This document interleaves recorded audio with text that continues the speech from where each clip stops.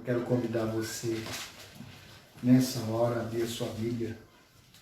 No Evangelho segundo escreveu João, capítulo 2, do verso 1 ao verso 12. Um texto conhecido dos irmãos, normalmente usado para casamento.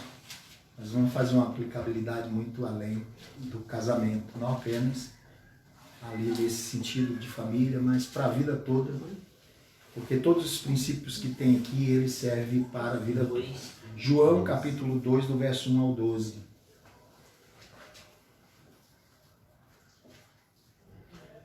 Os irmãos,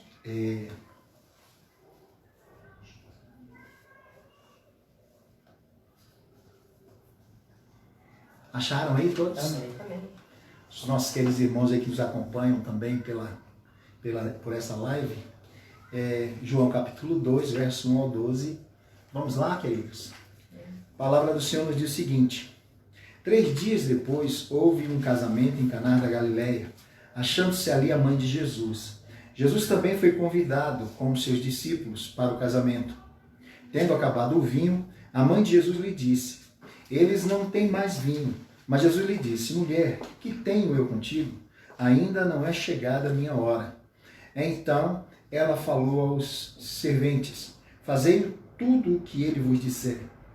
Estavam ali 6 talhas de pedra que os judeus usavam para as purificações, e cada uma levava 2 ou 3 metretas. Jesus lhe disse: enchei de água as talhas.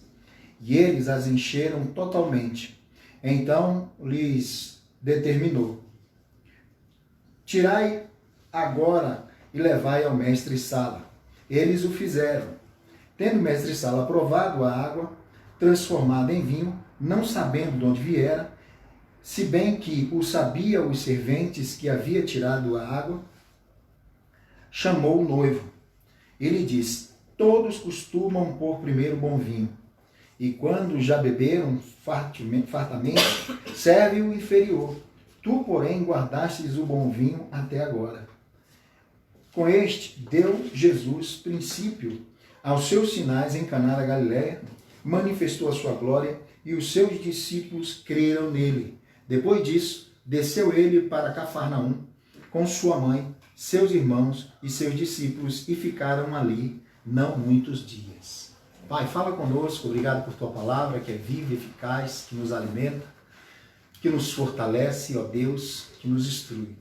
Pedimos que o Senhor fale conosco, que o Espírito nos ilumine, que o Senhor nos dê capacidade de compartilhar a tua palavra, de maneira que o teu povo, tua igreja e aqueles que ouvirão essa mensagem posteriormente sejam edificados. Obrigado, Deus, por essa oportunidade. Que o Senhor nos conceda unção e graça para pregar esta palavra. Em nome de Jesus. Amém. Queridos, eu gostaria, antes de entrarmos propriamente no texto, falar da característica do livro de João. Os irmãos, pelo menos alguns já me ouviram falar sobre isso, ou até mesmo outras pessoas falarem sobre as características de cada livro, principalmente dos evangelhos, né? Cada um escreveu com propósito. Por exemplo, Mateus escreve para os judeus e ele tem ali o objetivo de mostrar que Jesus, de fato, era descendente dos judeus, da raiz da tribo de Judá. Por isso, o livro de Mateus, o Evangelho de Mateus, tem a genealogia de Cristo, porque era o objetivo de Mateus, estava falando ali praticamente para judeus, para que eles crescem, porque a promessa do Messias era de que ele viria da tribo de Davi. Então, a genealogia de Cristo, que muita gente não gosta de ler, acha que não faz sentido, tem um propósito. Nada na Bíblia está sem propósito. Então, esse era o objetivo do Evangelho de Mateus. Mostrar a Jesus que ele era o Messias descendente da tribo de Judá, dos judeus. O Evangelho de Marcos tem o propósito de revelar Cristo como o servo sofredor. Aquele que veio para sofrer como oferta, e aí então vai desenrolando nessa característica. O de Lucas tem o objetivo de mostrar Jesus homem. Por isso você vai ver muito essa expressão no livro de Lucas, o Filho do Homem, porque essa era a ideia, de mostrar que Cristo se fez homem e habitou entre nós, conforme as Escrituras havia dito. João tem uma outra característica, que é mostrar Cristo como o Filho de Deus. Então, esse é um dos objetivos do Evangelho de João. Mostrar que, de fato, Jesus era muito mais que um profeta, mas, sobretudo, o Filho de Deus. E essa é a linguagem que João vai desenvolver no seu Evangelho. Tanto é que lá no final ele vai dizer que tantos sinais foram feitos, né, que se pudesse escrever, não haveria livros para se escrever, mas qual o objetivo? Para que todos creiam que Cristo é o Filho de Deus. Então esse era o objetivo de João, mostrar que de fato Jesus era o Filho de Deus. E esse milagre é o primeiro milagre que Jesus inicia. E é interessante a gente observar que Jesus não recusa ao casamento, né? Jesus vai num casamento. E é óbvio, pelo menos 2 pontos eu posso colocar aqui para os irmãos. Primeiro é que Jesus não poderia deixar de honrar o casamento, visto que era a primeira instituição feita por Deus. E o casamento, ele é uma simbologia do relacionamento de Cristo com a igreja. Então ele não deixaria de honrar esse casamento. Uma outra característica, ele quebra aquela ideia de que a religião, vamos dizer assim de um modo geral, o cristianismo, ele veio para nos roubar a felicidade, roubar-nos a alegria. E Cristo vai mostrar que não. Ele vai em uma festa. E o primeiro lugar em que ele opera o milagre é dentro de uma festa, um lugar onde havia alegria, havia celebração. E a festa dos judeus, o casamento do judeu podia durar até 7 dias. Era uma festa e tanto. Então havia assim, a ideia de um relacionamento dos judeus era, por exemplo, eles noivavam, faziam o compromisso, e esse compromisso de noivado era praticamente um pré-casamento. Ou seja, eles já estavam comprometidos como se fosse marido e mulher, considerado marido e mulher. Mas não havia ainda consumado. Por quê? A consumação daria 1 ano depois. Depois de 1 ano, o noivo vinha com seus amigos em cortejo, buscava a sua noiva e levava para o seu novo lar. Por isso Jesus disse ali, quando ele ia embora, no Evangelho de João, ainda do Evangelho de João, capítulo 14, quando ele ia subir, ele disse que iria para o Pai, iria preparar morada, e quando ele preparasse morada, ele voltaria para buscar, para nos levar onde ele estivesse. É a linguagem do casamento. Aí nós vamos ver o noivo voltando no livro de Apocalipse, quando Cristo, a Bíblia diz que Cristo virá em cortejo com os santos e os anjos. Então Cristo virá com os anjos e com os santos que já morreram, estão na glória, virão com Cristo e virão para buscar a sua noiva, a sua igreja. Então essa é a ideia de um casamento, de o noivado, o compromisso, e Cristo foi preparar a morada, né? E voltará para fechar essa aliança, esse casamento, esse compromisso com a sua igreja. Então era mais ou menos assim o casamento do judeu. O noivado, depois de 1 ano, o noivo preparava a casa e vinha com seus amigos em cortejo para buscar a sua noiva e então levava para a sua nova morada, e ali eles cortavam e se tornavam ali a aliança do casamento. Queridos, e é isso, por isso Cristo não recusa esse propósito de estar no casamento. E logo ali no casamento, Cristo se faz presente, e o simples fato de Jesus estar ali soluciona algumas coisas. E esse texto eu gostaria de também destacar. Parece-me que Maria tinha alguma função na preparação, na organização, porque não era responsabilidade dela acerca do noivo, do vinho, porém ela possivelmente fosse alguém que estivesse ali próximo, providenciando alimentação, servindo alimentação. Mas fato é que a mulher tem muito mais percepção do que o homem em determinadas coisas. E a responsabilidade do vinho era daquele mestre que Jesus pede para que ele experimentasse o vinho. E, sobretudo, quem tinha que arcar com esse vinho era o dono da festa. Era o dono da festa. E esse casamento poderia durar aproximadamente 1 semana, dependendo. E tinha que ter o vinho, não podia faltar, que era o símbolo da celebração, que era um símbolo de alegria para o casamento, para aquela festa. E a ausência desse vinho poderia ser algo constrangedor para a pessoa que estava hospedando. E a hospitalidade no mundo oriental era algo sagrado e de extrema responsabilidade. e aqueles que hospedavam e que se faltasse recurso era vergonhoso, era um vexame que a pessoa passava. E era não apenas vexame, mas era completamente vergonhoso e passaria por um constrangimento.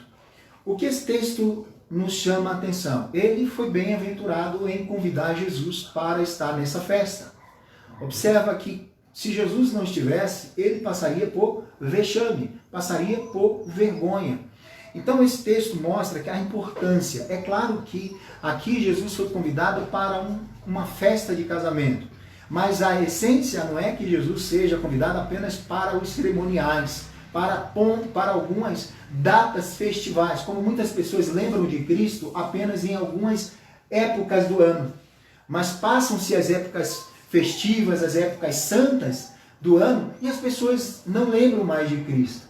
Então Cristo não é para ser convidado apenas para o momento, mas para a vida toda. Esse texto nos mostra que há uma necessidade de que tudo que fizermos, temos que convidar o Senhor. O Senhor precisa estar ali abençoando, conduzindo, guardando e protegendo. Então ele foi bem-aventurado em convidar Jesus, a sua mãe, a família e os discípulos que estavam ali com eles. Então escolhe Jesus, convida Jesus, Jesus faz presente naquela festa e faz toda a diferença.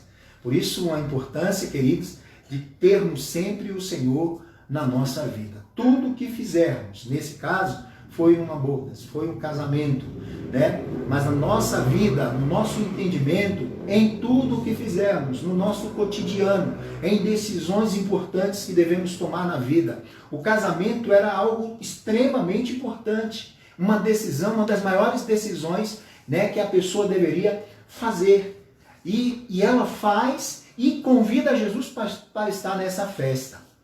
Então, não no sentido apenas de Jesus resolver os problemas, sobretudo para honrá-lo. Essa é a grande questão, porque não podemos convidar Jesus para estar conosco apenas para resolver os problemas das nossas vidas, sobretudo para honrá-lo como Senhor, como primazia em nossa vida. E essa é a ideia, de que Jesus não esteja apenas em algumas cerimônias, em algumas datas específicas, especiais das nossas vidas, mas que ele faça parte da nossa história, do nosso dia a dia, em toda a caminhada. A primeira lição que eu aprendo nesse texto, que esse texto me ensina, é que a importância de Jesus está presente na nossa casa. Jesus está presente nas nossas decisões. Primeiro, com o intuito de honrá-lo como Senhor.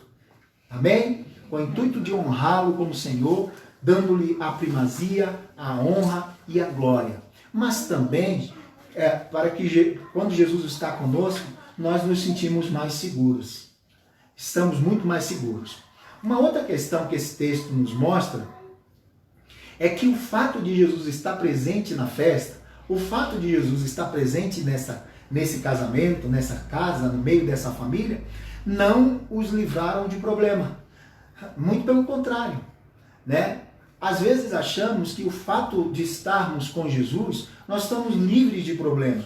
Não passaremos por adversidades, não passaremos por desafios, não passaremos por luta. E não é bem assim. A vida cristã não é um mar de rosa. A nossa vida não é sombra e água fresca. O cristão atravessa desertos. O cristão passa por lutas. Nós sofremos com enfermidades, com desemprego, com falta de recursos, assim como qualquer pessoa. Nós sofremos situações que qualquer uma pessoa comum na vida também passa. Nós sofremos perdas, sofremos com tantas outras questões, passamos por lutas com filhos, no casamento, em várias áreas das nossas vidas. Então o fato de ter Jesus, e a gente costuma dizer que a nossa fé não nos isenta de problema. O fato de Jesus estar conosco num barco não significa que as tempestades não virão, não significa que o vento forte não soprará. O fato de Jesus estar nesse casamento não significava que não vem problema. E as pessoas têm uma interpretação errada. Assim, nós vamos chamar Jesus para que não tenhamos problema. Não, o problema pode vir. A diferença é que com ele no barco tudo vai muito bem. Que com ele dentro da nossa casa há solução. Ele nos ajuda na hora que estivermos precisando de socorro. Então, temos que ter a consciência do fato de que sermos cristãos e de professarmos a nossa fé, e de termos o Senhor na nossa casa, na nossa família, que não passaremos por problema, porque isso é ilusão, isso é uma teologia enferma, uma teologia completamente equivocada, de que não passamos por luta, de que não sofremos, de que não temos enfermidade, de que o crente não passa a tribulação. Isso é mentira. Passamos. O próprio Cristo disse isso, que no mundo nós teríamos aflições, mas que tivéssemos bom ânimo, porque Ele venceu o mundo. E a vitória dele, consequentemente, é a nossa vitória. O Salmo 34 que lemos diz a mesma coisa. Muitas são as aflições dos justos, porém o Senhor as livra de todas. Então, o fato de sermos cristãos, e as pessoas, muita gente olha, e quantas famílias, quantas esposas, filho ou esposo, que é fiel a Deus, e às vezes o cônjuge não é, ou o filho não é, ou vice-versa, não, há alguém que não é, quando passam por luta, passam por dificuldade, a primeira coisa que uma pessoa olha para dizer para outra, diz assim, você não é crente? Porque você é crente, por que você está passando por isso? Você não serve a Deus? Por que você está passando por essa luta? Porque a concepção é completamente errada de que só o fato de sermos crentes, então não teremos mais luta. Esse não é o Evangelho de Cristo. Isso não é a pregação de Cristo. Cristo, o próprio Cristo padeceu, o Filho de Deus, passou por luta, passou por dificuldade, sofreu, passou por perseguição, teve aflições, sofreu angústia, agonia, querido, ao ponto do seu suor se transformar em gota de sangue. Quem somos nós para não passarmos por isso? Somos melhores que o nosso Senhor? De maneira nenhuma. Então esse é um evangelho fajuto, é um evangelho de barganha, é um evangelho equivocado que tem tornado muitas pessoas enfermas, infantilizadas, crentes infantilizados, que nas primeiras tribulações, nas primeiras crises, nas primeiras dificuldades, negam o Senhor ou questionam o Senhor porque estão passando por luta. Nós vamos ver isso na Bíblia. Homens de Deus, mulheres de Deus passaram por tribulações. Os apóstolos, muitos foram martirizados. Os discípulos do Senhor foram martirizados por causa da sua fé. Foram cerrados no meio, outros foram decapitados, outros foram queimados vivos e alguns cantavam quando o fogo os consumia na fogueira. Louvavam a Deus, exaltavam o Senhor. Então, queridos, quando nós temos esse entendimento de que com Cristo, ainda assim, o problema pode vir, nós estamos muito preparados, porque sabemos que o problema pode acontecer, mas temos alguém que pode transformar a água em vinho. Amém? Então, mesmo com Jesus presente, nós podemos ter a adversidade na vida. Entenda isso. A terceira lição que eu aprendo nesse texto é que, olha só, Maria, ela detecta o problema urgentemente, antes que a família passasse por vexame, antes que a família passasse por dificuldade ou passasse por vergonha. A Bíblia diz que Maria, percebendo que o vinho estava acabando e aquela festa ainda duraria, aquela família passaria por vergonha, por humilhação, seria motivo de chacota e de vexame, né? Enfim, ela observa e ela corre e vai até quem? Até o Senhor Jesus. Observa que ela tem essa percepção de detectar o problema urgente, logo. E isso fica para nós pensarmos que às vezes nós somos negligentes, nós estamos vendo a coisa indo para o outro lado e nós ficamos negligenciando, esperando que o vinho acabe, esperando que a alegria na família se interrompa, porque não tomamos a providência urgentemente, não identificamos o que está roubando a alegria, minando para ali a sua festa, tentando acabar com sua festa, com seu festejo. Muitas vezes nós estamos desatentos, e isso é um detalhe pequeno, mas que faz grande diferença. Ela percebe, ela está atento que está começando a sair fora do rumo. Então há uma necessidade de percepção, de estarmos atentos para que a alegria não acabe na nossa casa, na nossa família, para que não venha a nossa festa se tornar em vexame, se tornar em vergonha. Ao invés disso, Maria percebe e ela corre para Cristo. E observa uma outra questão. Ela percebe que o vinho está acabando. mas ela não fala para qualquer pessoa. Ela não sai falando para os convidados. Porque se ela fala para os convidados, isso daria conversa. Isso daria margem à murmuração, às queixas ali. Ela não sai falando do problema para qualquer um. E nós precisamos aprender com essa mulher. Ela não conta o problema aos convidados, nem mesmo ao dono da festa. Ela vai procurar quem pode resolver o problema. Nós precisamos entender quantas pessoas veem um problema e saem falando para um e para outro. E não resolve absolutamente nada. Muito pelo contrário, cria situações completamente vexatórias. Cria situações completamente vergonhosas. Por quê? Porque não sabe a quem compartilhar. Nós precisamos compartilhar o problema com alguém que vai interceder. O problema deve ser levado com o intuito de intercessão, não com o intuito de fofoca, de contenda, ou de expor alguém, ou de humilhar alguém. Muito pelo contrário. Essa mulher, ela se coloca, vê que aquela família poderia passar por uma extrema vergonha na cultura do Oriente Antigo, né? Ela poderia simplesmente não fazer nada ou falar para outras pessoas que também não ia resolver nada e que não estava preocupado com a festa. Estava ali apenas para usufruir daquele momento de comida e de bebida. Mas ela não. Ela usa e vê o problema, mas ela se coloca como intercessora. E ela vai até Jesus para interceder a favor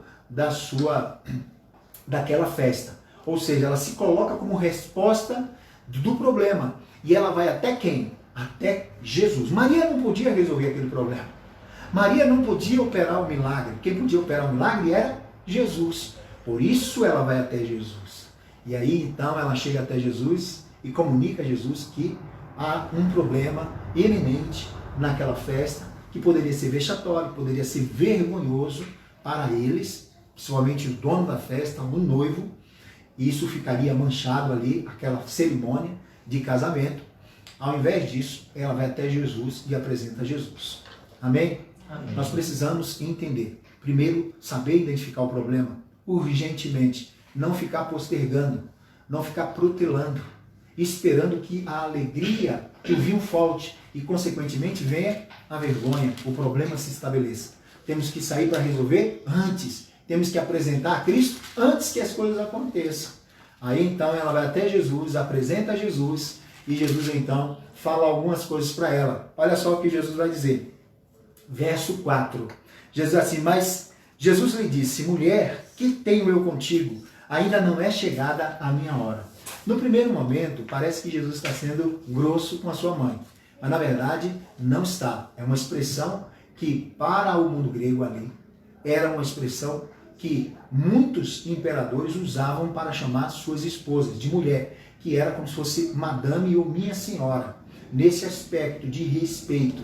Então Jesus não está destratando a sua mãe, mas está usando um termo que era de cuidado. E quando Cristo está na cruz, ele mostra o seu cuidado pela sua mãe, pedindo que os seus irmãos cuidassem dela. Não é isso? Então, a expressão que Cristo usa não é uma expressão de desprezo, mas uma expressão de respeito, né, de honra, como se usasse a expressão de madame, muitas vezes é usado para madame. E outra coisa que ele fala, ainda não é chegada a minha hora.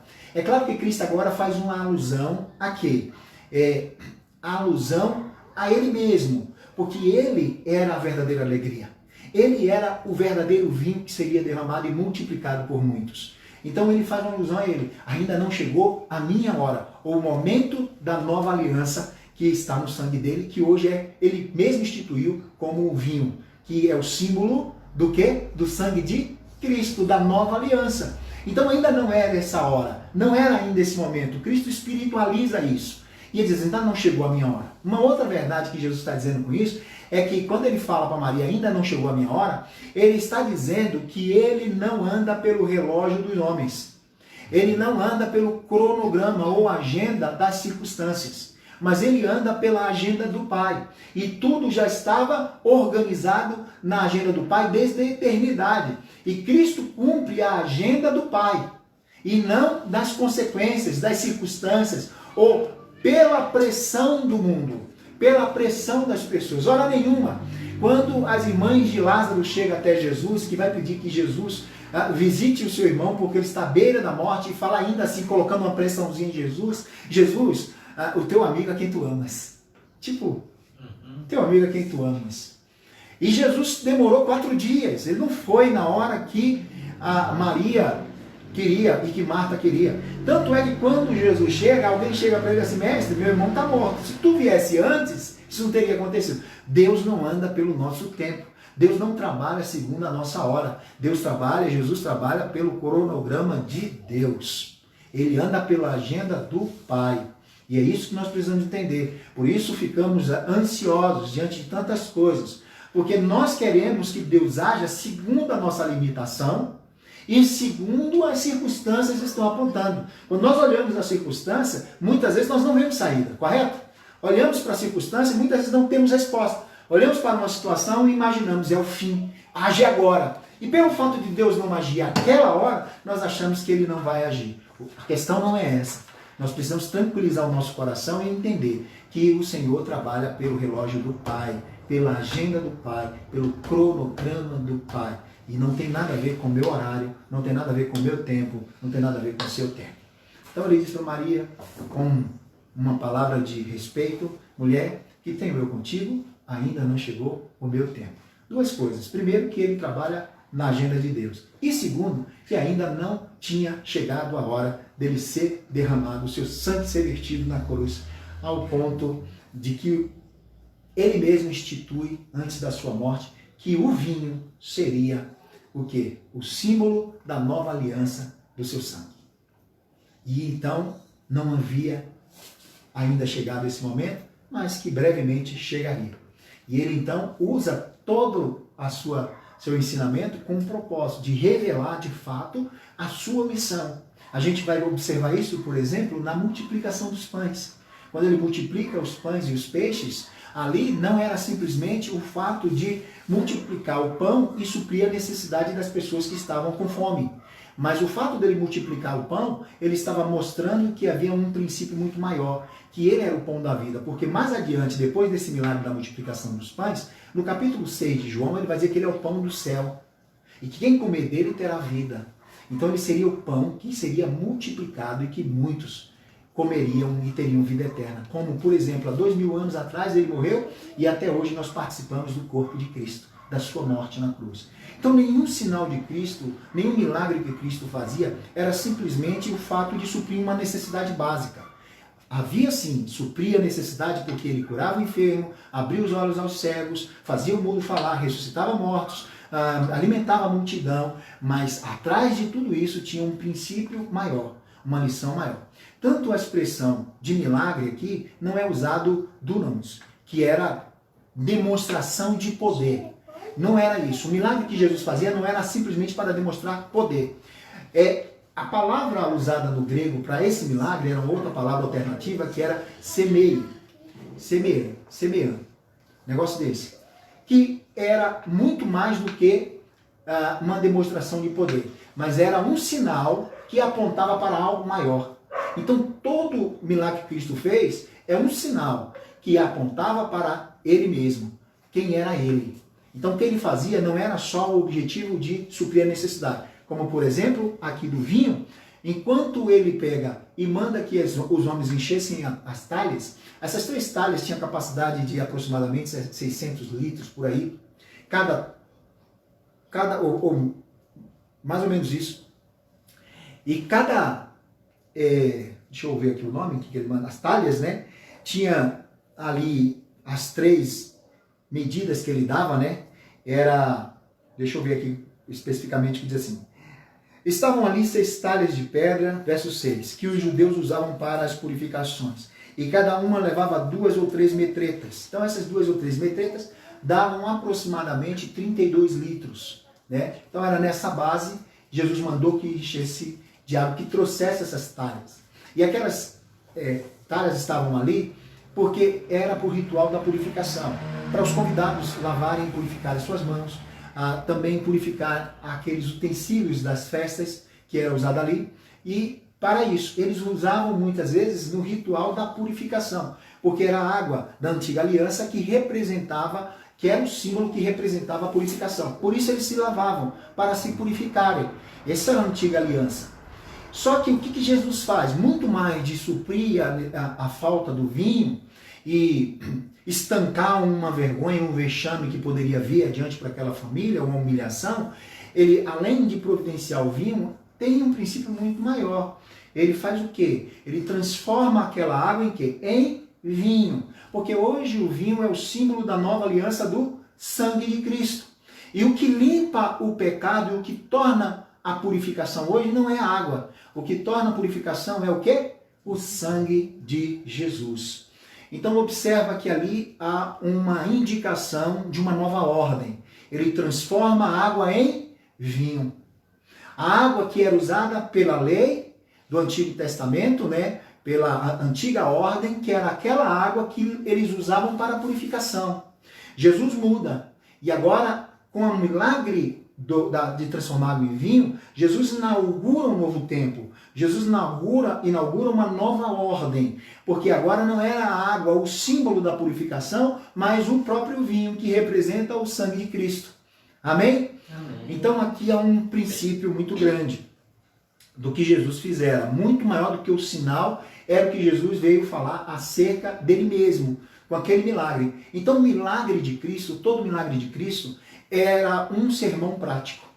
Porque toda vez que ele fazia um milagre, ele explicava esse milagre depois. Ou todas as vezes que ele dava um discurso, ele fechava, concluía com um milagre, fechando como se fosse a conclusão ou a introdução do seu sermão, do seu estudo.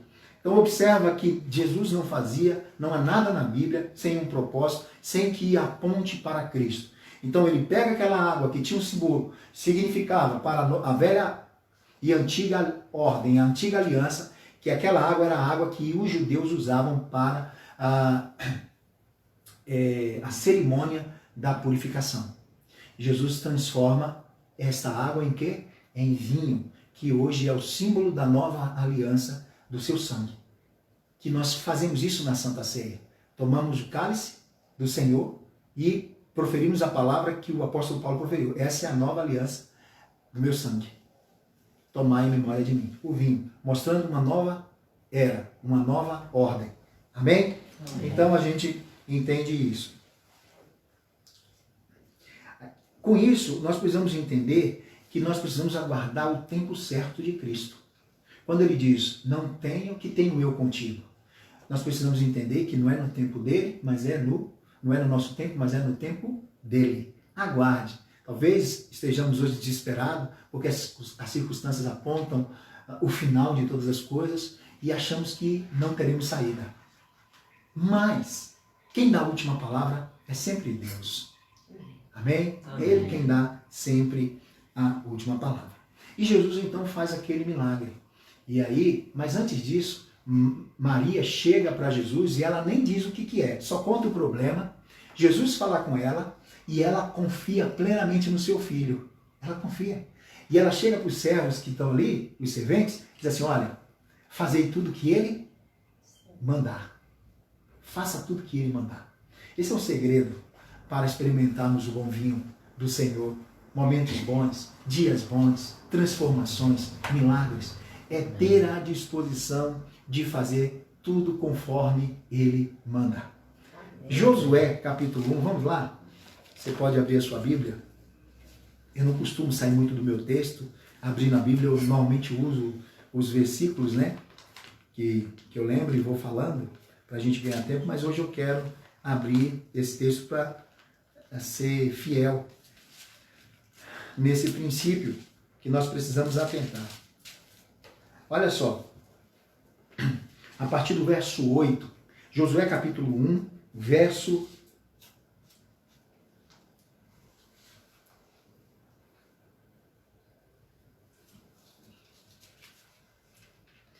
5. Josué capítulo 1, verso 5 e diante diz assim, ninguém te poderá resistir todos os dias da tua vida. Como fui com Moisés, assim serei contigo. Não te deixarei nem te desampararei. Ser forte e corajoso, porque tu farás esse povo herdar a terra, que sob juramento prometi dar a teus pais. Tão somente ser forte e muito corajoso, para teres o cuidado de fazer segundo toda a lei que o meu servo Moisés te ordenou. Isso aqui é obediência. Tenha o cuidado de ser obediente em tudo. É isso que o texto diz. Dela não te desvie, nem para a direita e nem para a esquerda, para que sejas bem sucedido por onde quer que andares. Então, tenhas o cuidado de fazer conforme está escrito. Ou seja, tenha o cuidado de obedecer às Escrituras. E as Escrituras é a ordem de Deus. A Escritura é a palavra de Deus. Então, ter o cuidado de obedecer a Deus nos leva a experimentar o rio novo, nos leva a experimentar o milagre de Deus. Observa, então, assim, não cesse de falar do livro dessa lei. Antes, medita nela dia e de noite, para que tenhas, mais uma vez, para que tenhas o cuidado de fazer segundo tudo quanto nele está escrito. Então, farás prosperar o teu caminho. A obediência nos leva a um caminho de prosperidade, uma obediência a Deus. Amém? Amém? Nos leva a um caminho de prosperidade. Então farás prosperar o teu caminho e serás bem sucedido. Não te mandei eu? Ser forte e corajoso, não temas, não te espante, porque o Senhor teu Deus é contigo por onde quer que andares. Mas obedeça. Obedecer é melhor do que sacrificar. E para concluir nossa mensagem, entenda uma coisa.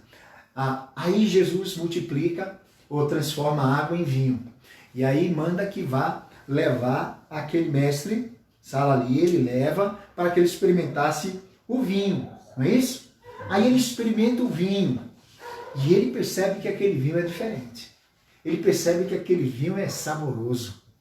É óbvio que era comum e certamente o anfitrião, o noivo, tinha oferecido o bom vinho para depois oferecer o mais ou menos. Mas só que com Jesus, o vinho é muito melhor. Amém. O melhor de Jesus, o melhor desse mundo, não chega perto do melhor do que Deus tem para mim e para você. Então observa o que o texto diz. Tendo o mestre Sala provado a água transformada em vinho, não sabendo onde viera, se bem que os sabia os serventes que haviam tirado a água, chamou o noivo. Ele disse: todos costumam pôr primeiro bom vinho, e quando já beberam fartamente, servem o inferior. Tu, porém, guardaste o bom vinho até agora. Amém? Queridos, Amém, Jesus. ele pensou que o dono da casa tinha quebrado o protocolo. Mas ele, é óbvio que não. Era comum. E ele se viu o melhor vinho. Só que com Deus, a gente não experimenta o melhor. A gente experimenta o melhor dos melhores. Então, essa última lição é que o melhor, com Cristo, o melhor sempre está por vir. Com Cristo, o melhor sempre está por vir. Jesus transforma um ambiente, uma talha vazia, em abundância. Jesus transforma um ambiente de vergonha de honra, porque aquele homem diz assim: o teu melhor vinho veio por último, quando na verdade eles poderiam passar por vergonha. Mas Jesus encerra aquele ciclo. Então nós precisamos entender que com Cristo sempre o melhor está por vir. Amém? Amém. Que Deus nos ajude, que o Senhor nos abençoe, em nome de Jesus. Amém.